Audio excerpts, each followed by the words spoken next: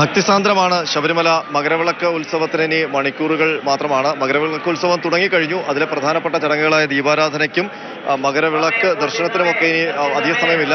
സ്വയം സമർപ്പിതരായ ഒട്ടനേകം അയ്യപ്പ ഭക്തർ ഇവിടേക്ക് വരികയാണ്. ഞാൻ കാണുകയായിരുന്നു. ശബരിമല ഏറ്റവും കൂടുതൽ വരുമാനമുള്ള ക്ഷേത്രമാണ്. ഇത് കാണിക്കയാണ്. ഇവിടെ വന്ന് ഇതുപോലെ ഒരുപാട് കാണിക്കകൾ ശബരിമല സന്നിധാനത്ത് ഉണ്ട്. പക്ഷേ അതിൽ കൗതുകം പുതിയ ആധുനിക കാണിക്കയൊക്കെ വന്നിട്ടുണ്ട്. ഈ കാണിക്ക അപ്പം ഈ മൊബൈൽ ഫോണിൽ QR കോഡ് സ്കാൻ ചെയ്ത് അയ്യപ്പനെ കാണിക്ക അർപ്പിക്കാനുള്ള സംവിധാനമൊക്കെ ശബരിമലയിൽ ഇവിടെ ഈ കാനന ക്ഷേത്രത്തിൽ സജ്ജീകരിച്ചു എന്നുള്ളതാണ്. ഇന്റർനെറ്റ് ഉണ്ടോ എന്നുള്ളതാണ് ചോദ്യം. പക്ഷേ ഈ കാണിക്ക ഇടുമ്പോഴൊക്കെ ഭക്തൻ അയ്യപ്പനിൽ അവന്റെ ലക്ഷ്യം മോക്ഷമാണ്, അയ്യപ്പസ്വാമിയുടെ ദർശനമാണ്, അയ്യപ്പസ്വാമിയിൽ ലയിക്കാൻ ആണ് അവൻ വരുന്നത്, മനസ്സുകൊണ്ട് ലയിക്കാനാണ്. അപ്പൊ നേരത്തെ അശ്വജിത്ത് ചോദിച്ചത് ഈ കയറി വരുമ്പോൾ കാണുന്ന നമ്മുടെ തീർത്ഥാടനത്തിന്റെ ഒരു പൊരുൾ തന്നെയാണല്ലോ ആ വാക്യം തത്വമസി. നമ്മൾ എന്താണോ നമ്മൾ അന്വേഷിച്ചു വന്നാൽ നീ തന്നെ ആവുന്നു എന്നുള്ള വാക്യം. അതിനെക്കുറിച്ച് വിശദമായി അനന്തേട്ടനും കണ്ണൻ ചേട്ടനും പറയാൻ പറ്റുമെന്ന് എനിക്ക് തോന്നുന്നു. തീർച്ചയായും. അതായത് നമ്മൾ ഒരു 41 ദിവസത്തെ വ്രതമെടുത്താണല്ലോ വരേണ്ടത്. ആദ്യം മുദ്ര അണിയുന്നു. ആ മാല അണിഞ്ഞു കഴിഞ്ഞാൽ സമയത്ത് തന്നെ നമ്മൾ സ്വാമിയായി മാറുകയാണ്. പരസ്പരം സ്വാമി അയ്യപ്പ എന്ന് മാത്രം വിളിക്കുന്നു. പരമ്പരാഗത കാലം ഉള്ള ഒരു രീതിയാണ്. ഒരു മത്സ്യമാംസാദികൾ ഉപേക്ഷിച്ച് വീട്ടിലെ മറ്റ് കാര്യങ്ങളെല്ലാം ഉപേക്ഷിച്ച് നമ്മൾ നഗ്നമാതരായി ചെരുപ്പിടാതെയൊക്കെ നടന്ന്, അതായത് അതിന് രീതി എന്ന് വെച്ചാൽ മല കയറുന്ന സമയത്ത് നമുക്ക് ഒട്ടും ആയാസമില്ലാതെ കയറാൻ വേണ്ടിയുള്ള ഒരു ജീവിതചര്യയിലേക്ക് മാറുന്നതാണ്. അതും കൂടാതെ ഈ തത്വമസി എന്ന് പറയുമ്പോൾ ഈ ഇവിടേക്ക് വരുമ്പോൾ നമ്മൾ പരസ്പരം സ്വാമി അയ്യപ്പ എന്ന് പറയുന്നു. നമ്മളുടെ മനസ്സിലുള്ള ദേഷ്യവും അല്ലെങ്കിൽ അഹങ്കാരവും മറ്റ് പ്രശ്നങ്ങളെല്ലാം തന്നെ ഒഴിവാക്കി 41 ദിവസം ആകുമ്പോഴേക്കും ഈശ്വരന് തുല്യനായി ഭഗവാന് തുല്യനായി ആ ഭക്തൻ മാറുന്നു. 18-ാം പടി കയറി വരുമ്പോഴേക്കും നീ ആരെയാണോ തേടി വന്നത് അത് നീ തന്നെയാണ് എന്നുള്ള ആ ആപ്തവാക്യത അതിലേക്ക് അതാണ് ആ തത്വം അസ്തി എന്നാണ്. അത് നീ തന്നെയാണ്, നീ ആകുന്നു എന്നാണ്. അത് ഒരുപക്ഷെ അതൊരു വലിയ തത്വജ്ഞാനമാണ്. കാരണം നമ്മളുടെ ഈ വേദങ്ങളിലുമൊക്കെ പറയുന്നത് ഈശ്വര സാക്ഷാത്കാരം അത് സ്വയമാണ് ചെയ്യേണ്ടത്. സ്വയം ഈശ്വരനാണ് എന്നുള്ളൊരു സങ്കല്പം ഹിന്ദു മതത്തിലുണ്ട്. അപ്പം അതിന്റെ ഭാഗമാണ് ഈ ധ്യാനം, യോഗ, അതുപോലെ അങ്ങനെയൊക്കെയുള്ള രാജയോഗത്തിലൊക്കെ അതിനെക്കുറിച്ചൊക്കെ പറയുന്നുണ്ട്.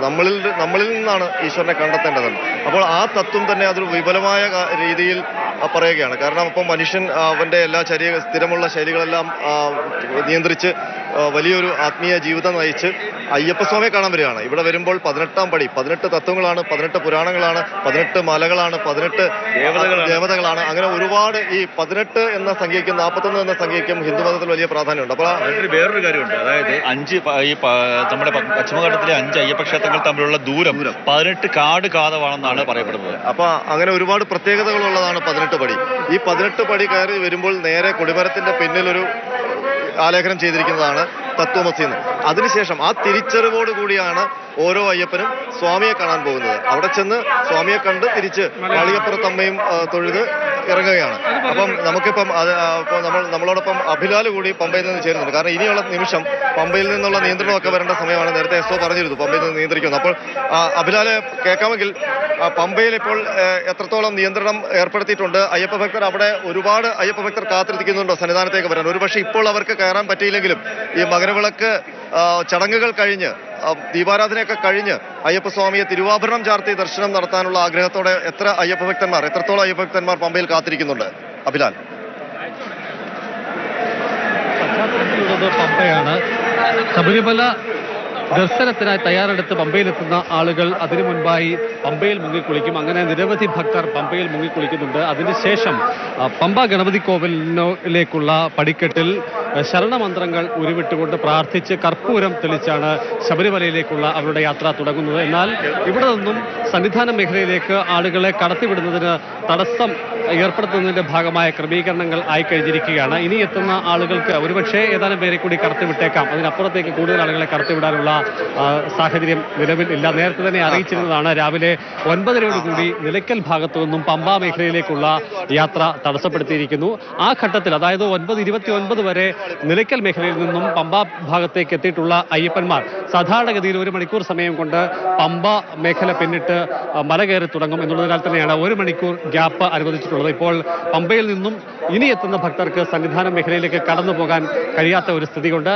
ഇനിയും ശബരിമല മേഖലയിൽ കൂടുതൽ ആളുകൾ വെളിയിലേക്ക് പോകുന്നത് മുറയ്ക്കായിരിക്കും തുടർന്ന് ആളുകളെ കടത്തിവിടുക.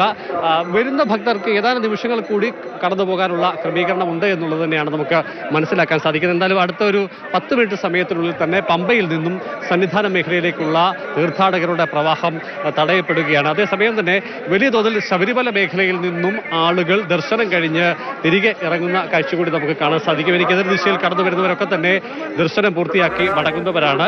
ചൂടിന് അല്പം കാഠിന്യം ഏറി വരുന്നുണ്ട്. അതുകൊണ്ട് തന്നെ ദേവസ്വം ബോർഡിന്റെ നിർദ്ദേശാനുസരണം വിവിധ ഇടങ്ങളിൽ ഭക്തർക്ക് ശീതളപാനീയവും അതോടൊപ്പം തന്നെ ബിസ്ക്കറ്റും നൽകുന്നുണ്ട്. ശരണപാതയിൽ പമ്പ മുതൽ സന്നിധാനം വരെയുള്ള മേഖലയിലൊക്കെ തന്നെ സമാനമായ രീതിയിലുള്ള ക്രമീകരണങ്ങളുണ്ട്. ചിലയിടങ്ങളിൽ ചുക്കുവെള്ളമാണ് നൽകുന്നത്.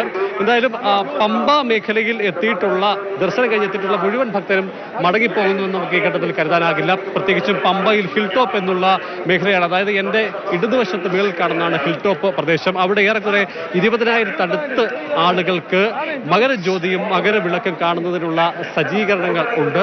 എന്നാൽ അത്രത്തോളം ആളുകളെ പോലീസ് അനുവദിക്കാനുള്ള സാധ്യതയില്ല. കാരണം 2 പതിറ്റാണ്ട് മുൻപുണ്ടായ വലിയ ഒരു അപകടം നമുക്ക് മുന്നിൽ ഒരു പ്രധാനപ്പെട്ട പാഠമായി നിൽക്കുന്നുണ്ട്. വലിയ തിക്കത്തിരക്കും അനുഭവപ്പെടുകയും നിരവധി ആളുകൾക്ക് ജീവൻ നഷ്ടപ്പെടുകയും ഒപ്പം തന്നെ ഏതാനും നിരവധി ആളുകൾക്ക് ശാരീരികമായ പ്രയാസങ്ങൾ നേടുന്ന തരത്തിലേക്കൊക്കെ തന്നെ കാര്യങ്ങൾ എത്തിയ സ്ഥിതിയുണ്ട്. അതുകൊണ്ട് തന്നെ 10,000-നടുത്ത ആളുകളെ മാത്രമായിരിക്കും ആ മേഖലയിൽ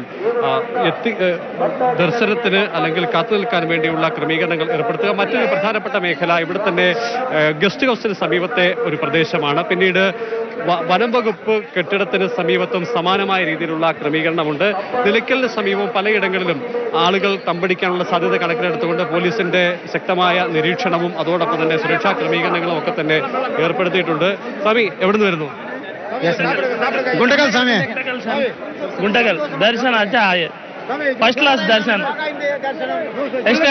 Yesterday I will go 4 hours, only 4 hours. Makarajyothi കണ്ടിട്ടേ മടങ്ങത്തുള്ളൂ. Magarjota evening.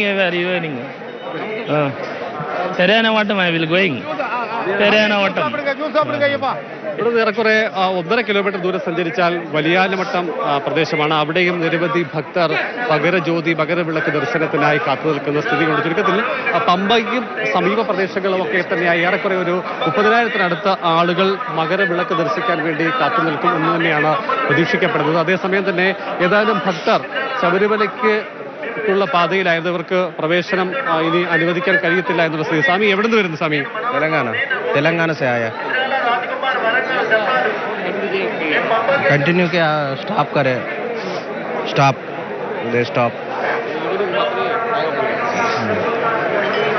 ഏതാനും നിമിഷം വൈകിയതിനെ തുടർന്നാണ് ഇവരടക്കമുള്ള ഭക്തർക്കും അതോടൊപ്പം തന്നെ ഇനി വരാനിരിക്കുന്ന ആളുകൾക്കും ഒക്കെ തന്നെ സന്നിധാന മേഖലയിലേക്ക് കടന്നു പോകാൻ കഴിയാത്ത സ്ഥിതി ഉണ്ടായിട്ടുള്ളത്. ഇനിയും ശബരിമല മേഖലയിലെ തിരക്ക് കുറയുന്നതനുസരിച്ച് മാത്രമായിരിക്കും ഒരുപക്ഷെ ആളുകളെ ഇവിടേക്ക് കടത്തിവിടുക. സാധാരണഗതിയിൽ ഇത്തരത്തിൽ തടയപ്പെടുന്ന തീർത്ഥാടകർക്ക് പിന്നീട് വൈകുന്നേരത്തിന് ശേഷം മാത്രമായിരിക്കും യാത്ര അനുവദിക്കുക.